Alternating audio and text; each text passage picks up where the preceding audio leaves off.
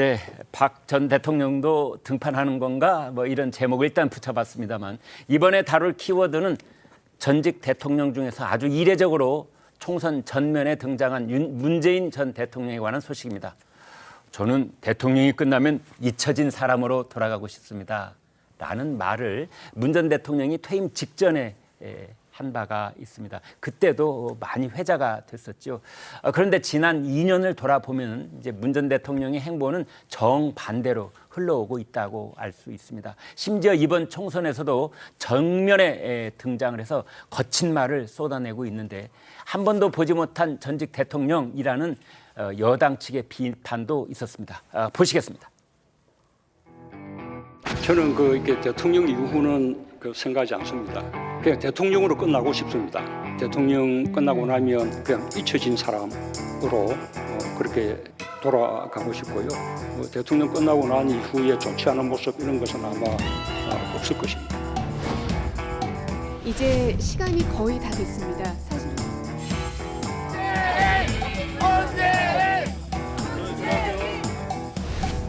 제가 이제 70평생 살면서 여러 정부를 경험해 봤지만 지금처럼 이렇게 못하는 정부는 처음 봅니다. 인생이 너무 어렵죠. 뭐 눈 떠보니 후진국 뭐 이런 소리도 들리고요. 우선 뭐 우리 정치가 너무 황폐해졌잖아요. 아주 뭐 막말 그리고 독한 말들이 막 난무하는 아주 저질의 정치로 전락하고 말았죠.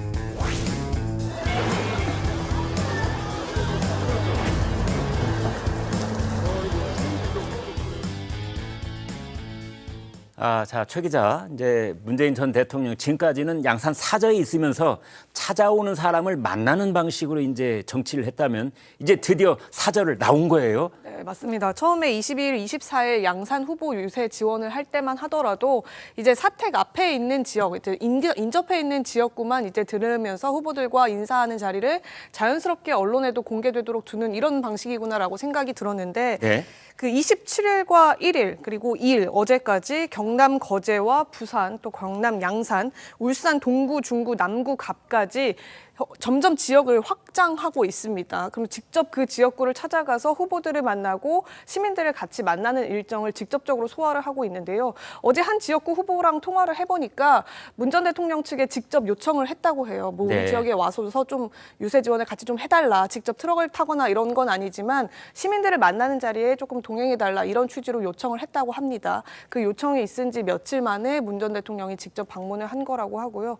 현장에 들르면 일단 시민들 반응이 좋기 때문에 분위기는 많이 좋아지고 여사도 저렇게 동행을 하잖아요. 김정숙 네. 전 여사도 같이 동행해서 네. 후보 부부와 같이 이제 식사도 하면서 이런저런 얘기도 나눈다고 하는데 얘기를 해보면 지금 전국 판세, 민주당 판세, 각 후보들의 판세가 어느 정도인지도 다 알고 있다고 합니다. 그래서 네. 지금 울산 같은 지역도 이 후보 말로는 이제 분위기가 조금 올라오고 있는 상황이어서 더 열심히 해야 될 상황인 것 같다. 이런 식의 말들도 많이 해준다고 지금 알려져 있습니다. 아마 울산이나 부울경 지역이나 민주당 입장에서 조금 열세인 지역구 같은 경우에는 네. 문 전 대통령이 어제뿐 아니라 앞으로도 몇 번 더 방문할 가능성이 지금 있는 걸로 전해집니다. 그러니까 다음 주 초까지도 저런 행보가 이어질 가능성이 있겠군요. 네, 그렇게 보입니다. 네, 최 국장님 그런데 이제 문재인 전 대통령도 이른바 잊혀지고 싶다 이 말이 이제 말꼬투리가 돼서 계속 비판의 근거가 되고 있다는 거 모르지 않을 건데요. 그렇죠. 지금 저런 행보 왜 그러는 겁니까?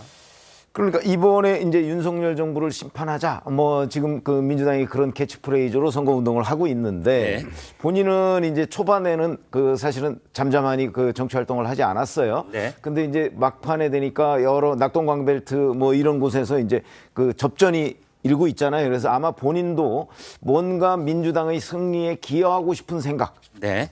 그래서 이제 앞으로 선거가 끝나고 난 뒤에 어떤 그 영향력 뭐 이런 것들을 확보하려고 하는 것 아닌가 뭐 이런 생각이 드는데 네. 뭐 그게 진짜 문재인 전 대통령 계산대로 될지 아니면 역풍이 불지 뭐 좀 저는 뭐 역풍의 가능성이 오히려 조금 더 있지 않나 뭐 그런 생각이 듭니다. 왜냐하면 잘 아시다시피 이렇게 되면 문재인 정부 5년을 국민들이 다시 되돌아보게 되는 측면이 있기 때문에 네. 문재인 전 대통령은 정권 재창출을 이루지 못한 사람 아닙니까? 네. 그래서 민주당에 뭐 그다지 도움이 될 것 같지는 않다는 게 제 개인적인 생각입니다. 네.